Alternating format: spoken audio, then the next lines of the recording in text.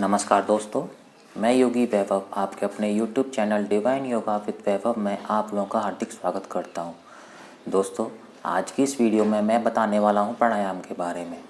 प्राणायाम क्या होता है, प्राणायाम कितने प्रकार के होते हैं, हमें प्राणायाम कैसे करना चाहिए और प्राणायाम करते समय हमें किन बातों का ध्यान रखना चाहिए। तो चलिए सबसे पहले शुरुआत करते हैं प्राणायाम क्या होता है। दोस्तों, अगर छोटे रूप में बात करें तो प्राणायाम का अर्थ होता है आपकी सांसों के ऊपर नियंत्रण, मतलब कंट्रोल ऑन योर ब्रेथ। कैसे आपको इनहेल करना है, कैसे आपको एक्सहेल करना है और कब आपको अपनी सांसें रोकनी है, यही सब।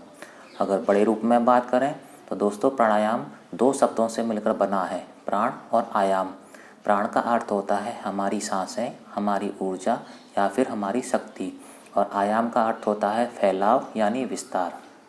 तो इस तरीके से प्राणायाम का अर्थ हुआ हमारी सांसों का, हमारी शक्ति का और हमारी ऊर्जा का, हमारे शरीर के प्रत्येक अंग तक नाड़ियों द्वारा उसका फैलाव यानी उसका विस्तार। आइए अब बात करते हैं प्राणायाम कितने प्रकार के होते हैं। दोस्तों, योग में कई तरह के प्राणायाम बताए गए हैं, जैसे नाड़ी शोधन प्राणायाम। इसके अंतर्गत हम सूर्यभेदी, चंद्रभेदी प्राणायाम के बारे में डिस्कस करेंगे और अनुलोम विलोम के बारे में डिस्कस करेंगे। अगला शीतली प्राणायाम, शीतकारी प्राणायाम, उज्जाई प्राणायाम, भस्त्रिका प्राणायाम और भ्रामरी प्राणायाम आदि। तो आज की इस वीडियो में मैं बात करने वाला हूँ नाड़ी शोधन प्राणायाम के बारे में। बेसिकली नाड़ी शोधन प्राणायाम को मैं आपको 3 पार्ट में बताऊंगा।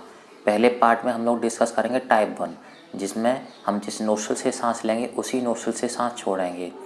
दूसरे पार्ट में हम लोग डिस्कस करेंगे टाइप 2, जिसमें हम जिस नोस्ट्रल से सांस लेंगे उसके अपोजिट नोस्ट्रल से सांस छोड़ेंगे, जिसके अंतर्गत हम लोग सूर्यभेदी प्राणायाम और चंद्रभेदी प्राणायाम के बारे में डिस्कस करेंगे। पार्ट 3 में हम लोग डिस्कस करेंगे टाइप 2 का ही दूसरा भाग, जिसमें हम अनुलोम विलोम के बारे में बातचीत करें। दोस्तों, टाइप 1 डिस्कस करने से पहले कुछ ज़रूरी बातें हैं, कुछ बेसिक टर्म्स हैं जो आपके साथ में शेयर करना चाहता हूँ, जैसे इनहलेशन, एक्सहेलेशन और रिटेंशन। दोस्तों, इनहलेशन का मतलब होता है सांस लेना, जिसे हम हिंदी में पूरक कहते हैं। दूसरा एक्सहेलेशन, एक्सहेलेशन का मतलब होता है सांस छोड़ना, जिसे हम हिंदी में रेचक कहते हैं। थर्ड रिटेंशन, रिटेंशन का मतलब होता है सांस रोकना, जिसे हम हिंदी में कुंभक कहते हैं। फर्दर दोस्तों, रिटेंशन 2 तरीके का होता है, इंटरनल रिटेंशन और एक्सटर्नल रिटेंशन। इंटरनल रिटेंशन को हम हिंदी में कहते हैं आंतरिक कुंभक, जिसमें हमें सांस शरीर के अंदर रोकनी होती है। दूसरा एक्सटर्नल रिटेंशन, जिसे हम हिंदी में बाह्य कुंभक कहते हैं, जिसमें हमें सांस शरीर के बाहर रोकनी होती है। कुछ और ज़रूरी बात, जैसे दोस्तों, जैसा कि आप जानते हैं हमारे शरीर में कुल 72,000 नाड़ियाँ मौजूद होती हैं, मतलब देर आर 72,000 नाड़ीज are present inside our body, जिसमें से 3 नाड़ियाँ मुख्य होती हैं यानी मेन होती हैं। उनके नाम है पिंगला नाड़ी, इड़ा नाड़ी और सुषुम्ना नाड़ी। तो दोस्तों, जो हमारी राइट नोस्ट्रल होती है उसके अंदर पिंगला नाड़ी मौजूद होती है, और जो लेफ्ट नोस्ट्रल होती है उसके अंदर इड़ा नाड़ी मौजूद होती है, और जो सुषुम्ना नाड़ी होती है वो हमारे शरीर के सेंटर में होती है। जब इड़ा नाड़ी और पिंगला नाड़ी बैलेंस होती है तब हमारी सुषुम्ना नाड़ी एक्टिवेट होती है। एक और ज़रूरी बात दोस्तों, जब भी आप प्राणायाम का अभ्यास करें तो उससे पहले आप जलनेती जरूर कर लें, क्योंकि जब आप जलनेती करने के बाद प्राणायाम का अभ्यास करते हैं तो बिना किसी रुकावट के ऑक्सीजन सीधा हमारे फेफड़ों तक जाती है आगे चलकर, जिससे हमें प्राणायाम का अधिक से अधिक लाभ मिलता है। इसलिए आप जलनेती जरूर कर लें। जलनेती कैसे करनी है इसकी वीडियो मैंने बनाई हुई है, इसका लिंक मैं डिस्क्रिप्शन में भी डाल दूँगा, आप वहाँ से सीधा लिंक को ओपन करके वीडियो देख सकते हैं। आइए अब सीखते हैं नाड़ी शोधन प्राणायाम का टाइप 1। दोस्तों, नाड़ी शोधन प्राणायाम का टाइप 1 करने के लिए आप किसी भी सिटिंग पोस्चर में बैठ जाइए, जैसे कि सुखासन, वज्रासन, अर्ध पद्मासन, पद्मासन, सिद्धासन और सिद्ध योनि आसन आदि।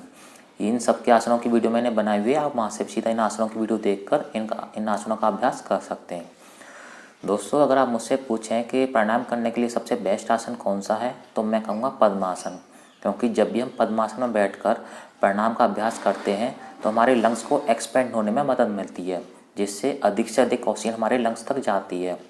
और दूसरा साथ ही जो हमारी रीढ़ की हड्डी है, जो हमारी बैकबोन है, वो भी सीधी रहती है। इसलिए पद्मासन में बैठकर जब भी आप प्राणायाम का अभ्यास करेंगे तो आपको अधिक से अधिक लाभ मिलेगा। तो सबसे पहले प्राणायाम करने के लिए पद्मासन में बैठ जाइए।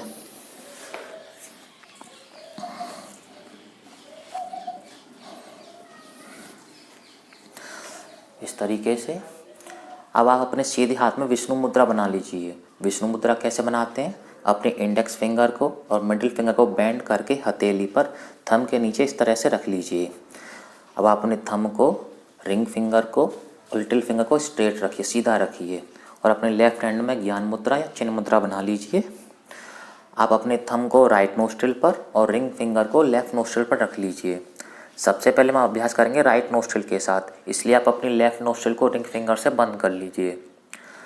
अब आप धीरे धीरे अपने राइट नोस्ट्रिल से सांस लीजिए, बिना किसी तेजी के साथ या फिर किसी जल्दबाजी के साथ नहीं, सीधा धीरे धीरे सांस लेनी है। कैसे?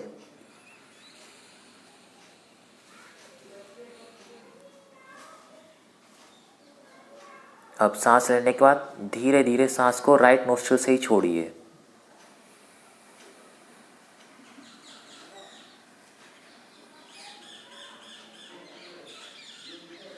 अगेन फिर से सांस लीजिए धीरे धीरे।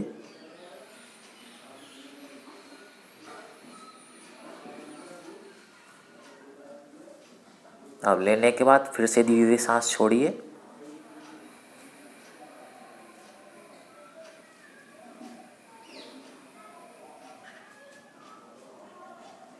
इसी तरीके से आप राइट नोस्ट्रिल के साथ 5 राउंड्स या 10 राउंड्स की प्रैक्टिस कर सकते हैं। अब प्रैक्टिस करते हैं लेफ्ट नोस्ट्रिल के साथ। तो अपनी राइट नोस्ट्रिल को थंब से बंद कर लीजिए। अब धीरे धीरे लेफ्ट नोस्ट्रिल से सांस लीजिए।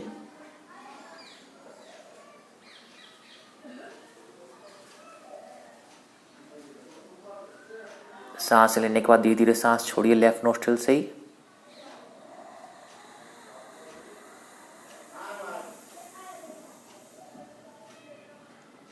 अगेन फिर से सांस लीजिए।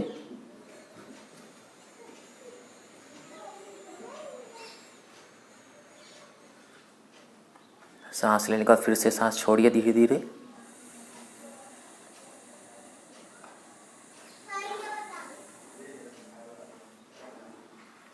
इसी तरीके से आप लेफ्ट नोस्ट्रिल के साथ भी 5 राउंड्स या 10 राउंड्स की प्रैक्टिस कर सकते हैं। अब दोनों हाथों से ज्ञान मुद्रा, चिन्ह मुद्रा बना लीजिए। कमर को सीधी रखिए। अब दोनों नाकों से सांस लीजिए धीरे धीरे।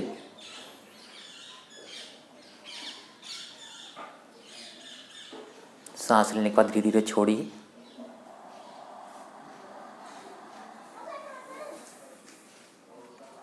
अगेन फिर से लीजिए।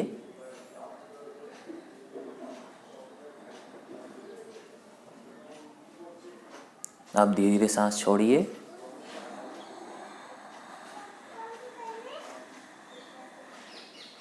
तो इस तरीके से आप राइट नोस्ट्रिल के साथ 10 टाइम्स तक की प्रैक्टिस कर सकते हैं। इसी तरह से आप लेफ्ट नोस्ट्रिल के साथ भी 10 टाइम्स की प्रैक्टिस कर सकते हैं। तो ये था टाइप 1। दोस्तों, अगर परिणाम के बारे में जब भी आप बुक में पढ़ेंगे, किताबों में पढ़ेंगे, तो आपको वहाँ पे कुछ रेशियो या कुछ अनुपात बताए गए होते हैं जिनके थ्रू हमें परिणाम करना होता है। उन अनुपात या रेशियो के साथ कैसे परिणाम करते हैं वो भी आपको बता देता हूँ। दोस्तों, रेशियो के साथ मैं आपको 4 स्टेज में नाड़ी शोधन परिणाम को बताऊँगा। फर्स्ट स्टेज में हम लोग इनहलेशन और एक्सहेलेशन करेंगे। सेकेंड स्टेज में भी हम इनहलेशन और एक्सहेलेशन करेंगे, लेकिन फ़र्क इतना रहेगा कि एक्सहेलेशन का टाइम बढ़ जाएगा। और थर्ड स्टेज में हम लोग इनहलेशन, इंटरनल रिटेंशन और एक्सहेलेशन करेंगे। और फोर्थ स्टेज में हम लोग इंटरनल रिटेंशन भी करेंगे, इनहेल भी करेंगे, एक्सहेल भी करेंगे और एक्सटर्नल रिटेंशन भी करेंगे।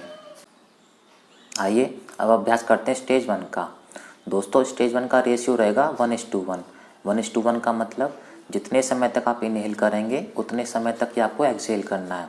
फॉर एग्जांपल, अगर आप 4 काउंट तक इनहेल कर रहे हैं तो आपको 4 काउंट तक ही एक्सहेल करना है।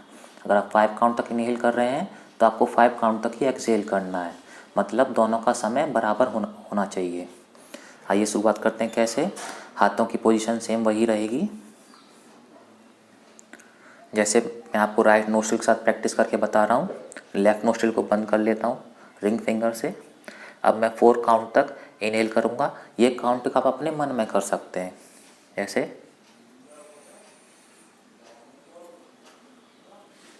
4 काउंट तक इनहेल करने के बाद अब मैं 4 काउंट तक एक्सहेल करूँगा।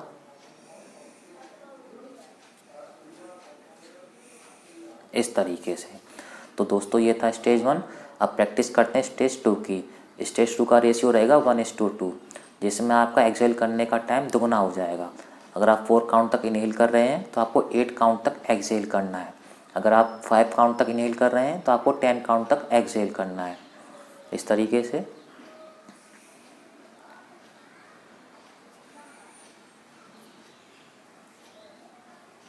इनहेल कर लिया, अब एक्सहेल करेंगे।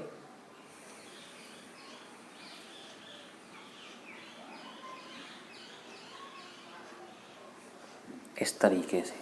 ये था स्टेज 2। अब डिस्कस करते हैं स्टेज 3। दोस्तों इसका रेशियो रह सकता है 1:1:1 या फिर 1:1:2।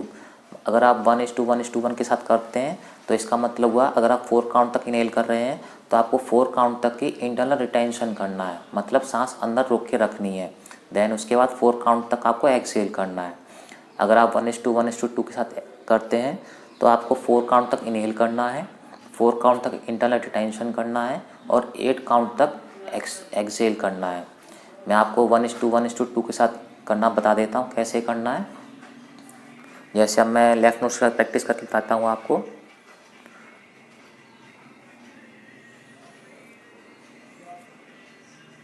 लेने के बाद अब सांस को अंदर रोकना है, तो इसलिए आप दोनों नोस्ट्रिल बंद कर लीजिए।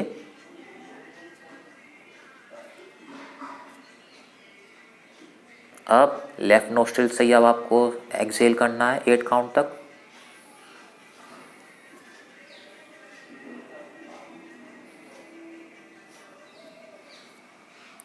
इस तरीके से। तो ये मैं आपको करके बताया 1:1:2 के साथ। अगर आप बिगिनर हैं तो आप 1:1:1 के साथ इसकी प्रैक्टिस कर सकते हैं। आइए अब डिस्कस करते हैं स्टेज 4, जिसका दोस्तों रेशियो होगा 1:1:1 या फिर 1:1:2:1। मतलब अगर आप 4 काउंट तक इनहेल कर रहे हैं तो आप 4 काउंट तक इसको इंटरनल रिटेंशन कीजिए, 4 काउंट तक ही आपको एक्सहेल कीजिए और एक्सहेल करने के बाद 4 काउंट तक ही अब आप शरीर को रोकना है सांस लेने से पहले।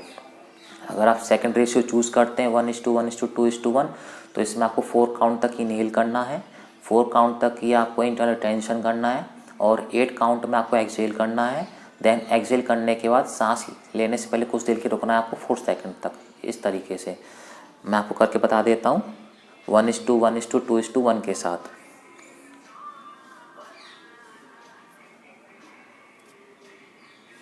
फोर काउंट तक इनहेल कर लिया।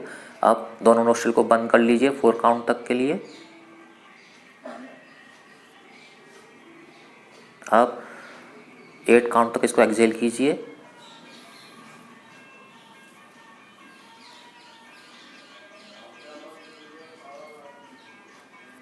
एक्सहेल करने के बाद 4 काउंट तक रुकिए।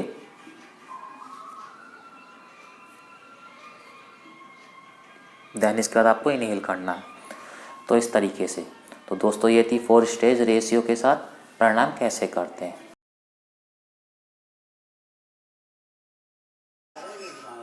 आइए अब बात करते हैं नाड़ी शोधन प्राणायाम के लाभों के बारे में। तो दोस्तों नाड़ी शोधन प्राणायाम के अनेकों लाभ हैं, जैसे इसके नाम से ही क्लियर है नाड़ी शोधन, मतलब इसके अभ्यास से हमारे शरीर की जो समस्त नाड़ियाँ हैं, जो 72,000 नाड़ियाँ, उनका शुद्धिकरण होता है। उनमें जो भी अशुद्धि मौजूद होती है वे सब दूर होकर शुद्ध व स्वच्छ बनी रहती हैं। दोस्तों जब भी हम बीमार पड़ते हैं तो कहीं ना कहीं हमारी नाड़ियों में अशुद्धिकरण फैल जाता है, जिसकी वजह से हम बीमार पड़ते हैं। तो जब भी आप डॉक्टर को, आयुर्वेदिक डॉक्टर को दिखाने जाएंगे या वैद्य को दिखाने जाएंगे तो सबसे पहले वो आपकी हाथ की नाड़ी को चेक करेगा। उसको एग्जामिन करने के बाद ही वो उस रोग को समझेगा और आपकी दवाइयाँ देगा। तो कहीं ना कहीं हमारे बीमार पड़ने का कारण हमारी नाड़ियों का शुद्धिकरण ही होता है। तो इसी वजह से आप नाड़ी शोधन प्राणायाम कीजिए ताकि आपकी नाड़ियाँ शुद्ध रहें, तो आप बीमार रहने से बचें और आप निरोग रहें। अगला साथियों, इसके अभ्यास से मैक्सिमम अमाउंट में ऑक्सीजन हमारे लंग्स तक जाती है। आगे चलकर वही ऑक्सीजन हमारे ब्लड में घुलती है, जिसके कारण जो भी हमें ऑक्सीजन की कमी के कारण जो भी बीमारी होती है वो हमें नहीं होंगी। इसलिए आप नाड़ी शोधन प्राणायाम का जरूर अभ्यास कीजिए। अगला साथियों, जिन लोगों को सांस से संबंधित जो भी बीमारी है, जैसे सांस फूलना, अस्थमा, दमा आदि, वे लोग भी नाड़ी शोधन प्राणायाम का जरूर अभ्यास करें, क्योंकि नाड़ी शोधन प्राणायाम के अभ्यास से इस तरह की बीमारियां उनकी खत्म यानी समाप्त हो जाएंगी। अगला साथियों, जिन लोगों को नींद ना आना, एंजाइटी, डिप्रेशन, माइग्रेन, अवसाद जैसी बीमारियां रहती हैं, वे लोग भी नाड़ी शोधन प्राणायाम का जरूर अभ्यास करें, क्योंकि इसके अभ्यास से इस तरह की सारी बीमारियां उनकी खत्म हो जाएंगी। अगला साथियों, नाड़ी शोधन प्राणायाम के अभ्यास से हमारा दिमाग व मस्तिष्क मजबूत व स्वस्थ बना रहता है, जिससे हमारी मेमोरी अच्छी बनी रहती है। तो दोस्तों ये थे नाड़ी शोधन प्राणायाम के लाभ।